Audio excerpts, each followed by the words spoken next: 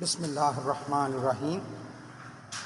Wasim tips for health کی طرف سے آپ کے ساتھ ایک دفعہ پھر دوستو، ہمارے ملک میں لوگوں کی صحت ایسی نہیں جس پر رشک کیا جا سکے، بلکہ میرے خیال میں یہ دن بدن خراب ہو رہی ہے۔ لوگوں کی علم صحت کے بنیادی اصولوں سے ناواقفیت اور صحت کے اصولوں سے بغاوت کے باعث جسم میں فولاد اور کیلشیم کی کمی کے ساتھ ساتھ موٹاپا، شوگر، بلڈ پریشر اور جوڑوں کے درد کے امراض میں اضافہ ہوتا جا رہا ہے۔ آئیے اس کا ایک جائزہ لیتے ہیں۔ آج کل برگر، پیزے اور شاورمے کا دور ہے۔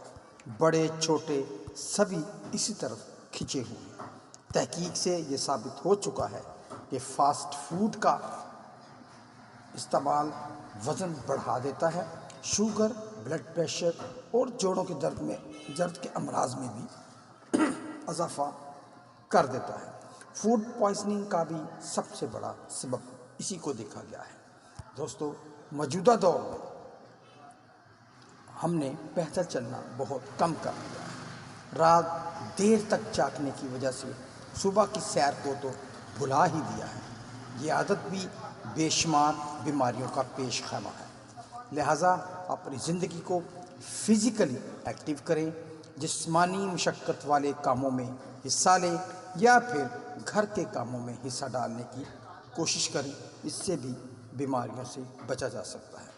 ڈیئر فرینڈز، ہمارے دن کا کافی حصہ موبائل کے ساتھ گزرتا ہے،